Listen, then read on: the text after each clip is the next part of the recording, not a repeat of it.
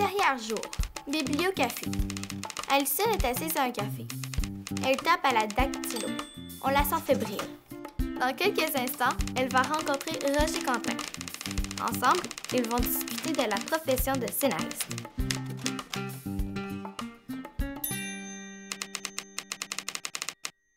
C'est quoi le métier de scénariste? Ben, ça consiste à écrire des histoires qu'on va mettre en image après. C'est lui qui invente les personnages, qui invente les rebondissements, comment l'histoire va être racontée, pour que ça devienne un film ou une série télé. La principale qualité du scénariste, c'est de savoir comment mettre en image des sentiments. C'est une fille, elle rencontre un gars, puis le garçon, elle le trouve sympathique.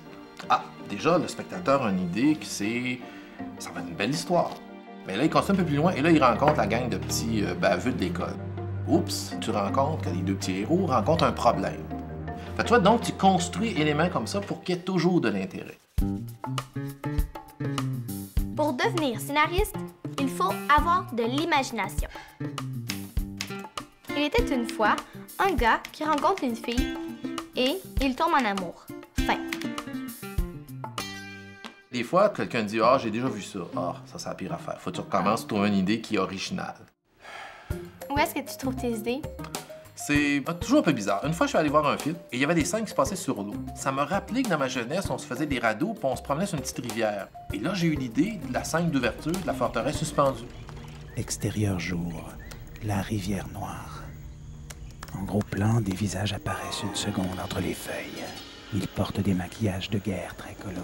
Sur des radeaux... Pour écrire un bon scénario, il faut avoir des idées réalisables.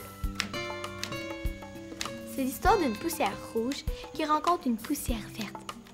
Et ensemble, ils jouent à la balle. Comment t'écris un film? Quand j'écris un scénario, je commence toujours par faire une structure. C'est-à-dire savoir comment ça commence, comment ça se développe et comment ça se termine. Ce que je fais, c'est que je subdivise en 3 blocs l'histoire. Et après, je mets chaque séquence avec ce qui se passe dans la séquence. Et ce qui est intéressant, c'est qu'on peut jouer avec ces blocs-là, les déplacer pour trouver la meilleure manière de raconter l'histoire. C'est comme un puzzle. Et finalement, on fait une première version, une deuxième version, une troisième version, une quatrième, une cinquième, une sixième, jusqu'à ce qu'il y ait un scénario vraiment solide, que tout le monde est d'accord qu'il l'aime. Si je veux devenir scénariste, qu'est-ce que je fais? Tu te mets à écrire beaucoup. Pour devenir scénariste, il faut être capable d'écrire sans faire d'horreur. Non. D'erreur. Faut que tu commences par un bon scénario pour avoir un bon film. Quand tu vois une émotion humaine, tout de suite, tu es touché. Puis ça ne changera jamais parce qu'on est fait comme ça, on est des humains, tu sais. Merci de m'avoir donné le goût d'écrire. Puis si jamais vous avez un petit rôle pour une blonde, là, j'en connais une bonne.